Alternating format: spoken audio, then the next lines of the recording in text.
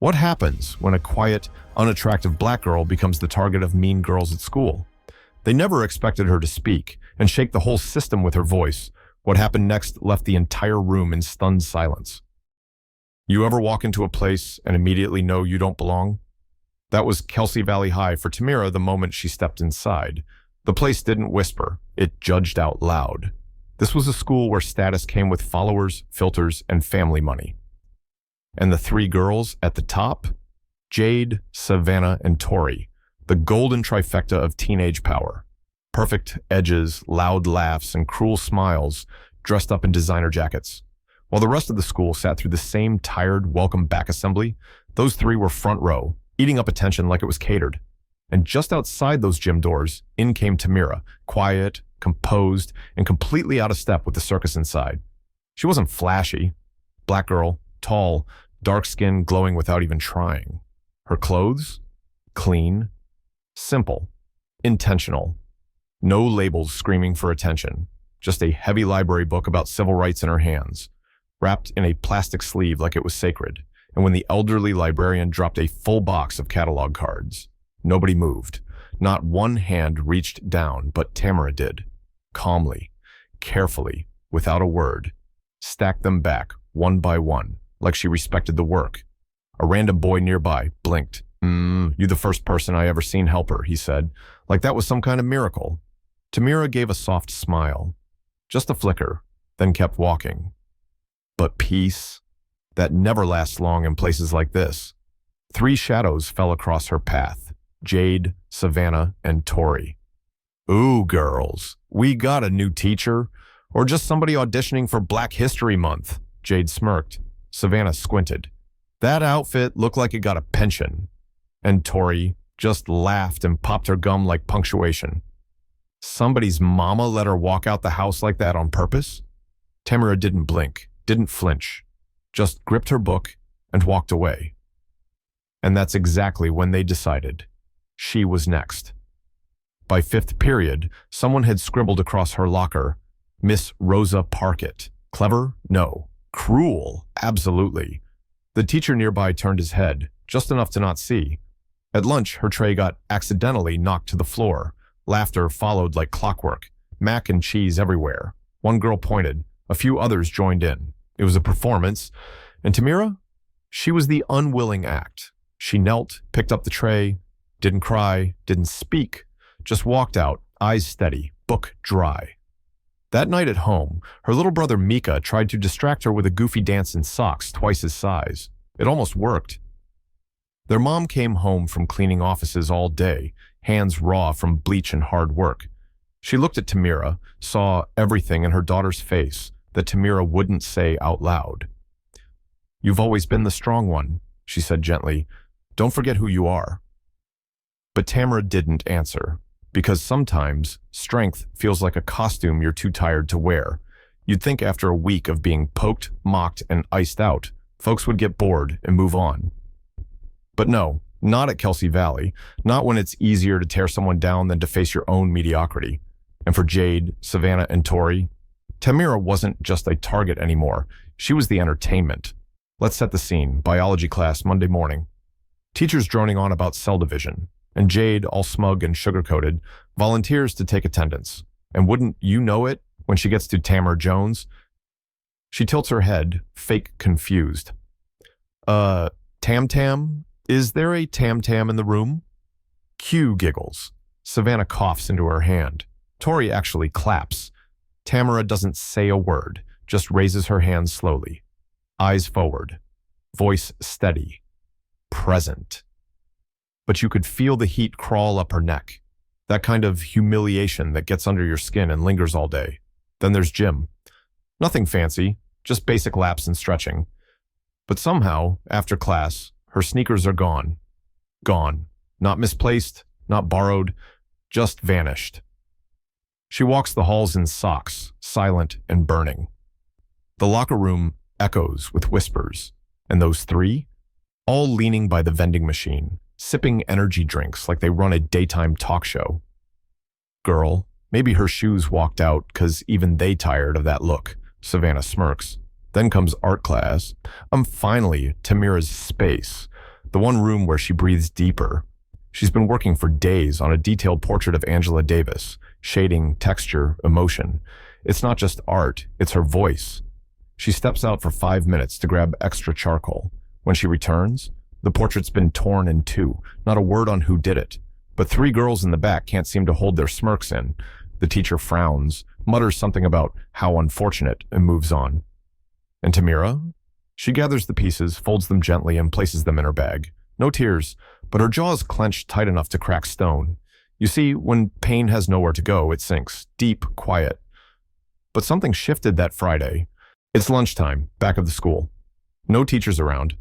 A group of boys huddled near the fence, phone cameras out, hyping each other up. They see Tamira walk out and decide today's the day they get that viral laugh.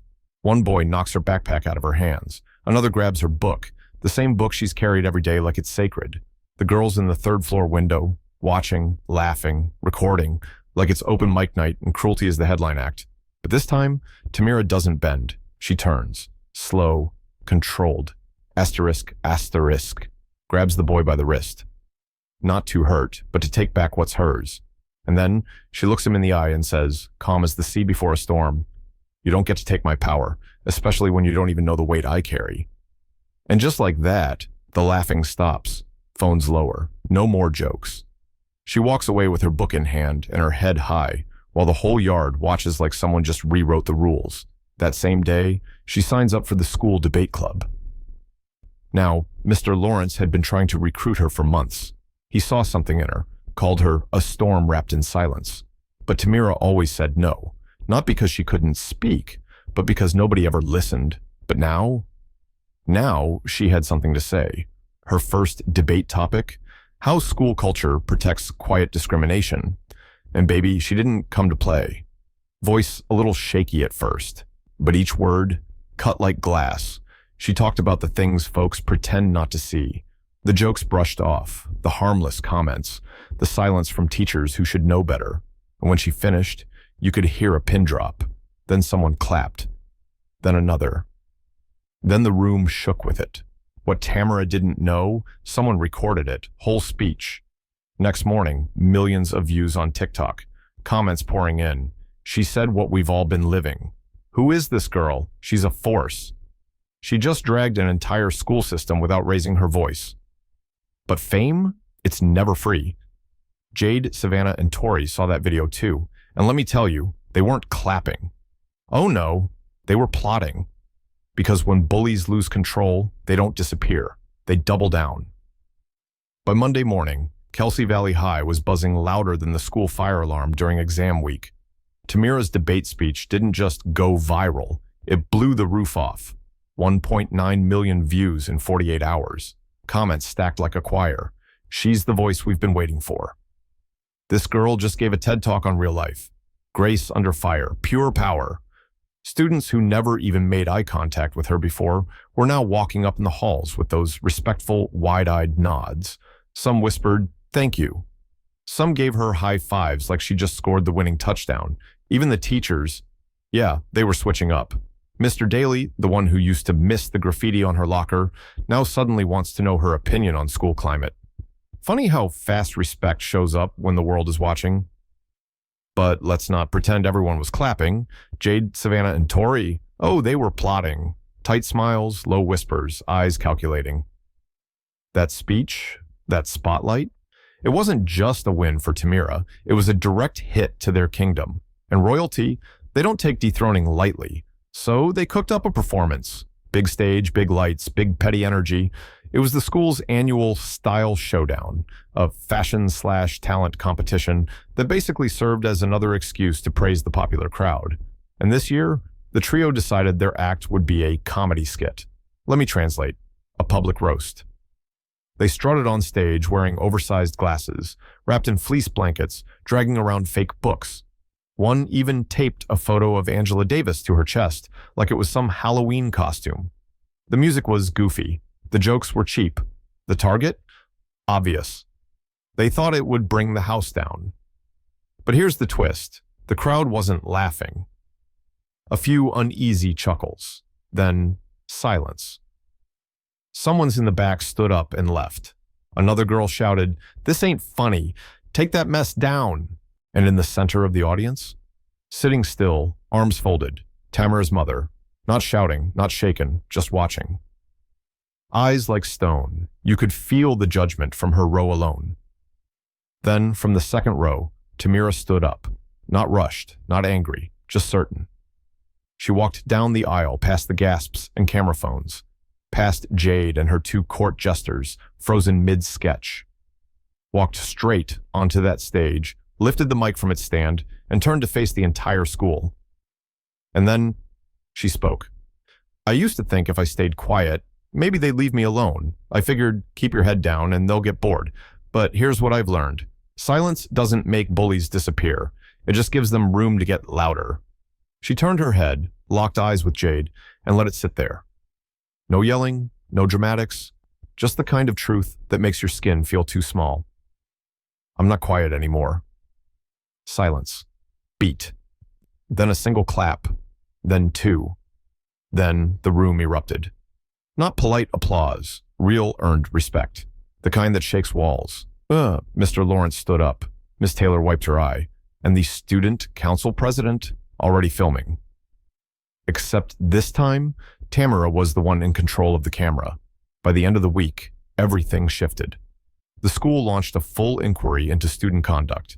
Emails went out. Assemblies were called. A local racial equity nonprofit invited Tamara to speak at a citywide youth conference.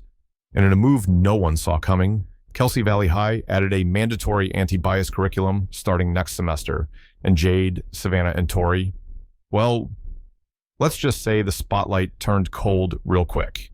They didn't get suspended, but they didn't get celebrated either. Now, when they walk the halls, it's like the sound's been turned down on them. All that power, gone. Just the faint echo of what they used to be. As for Tamara, she still walks those same halls, still holds that same book. But now, she walks with her head up, and when she speaks, people listen.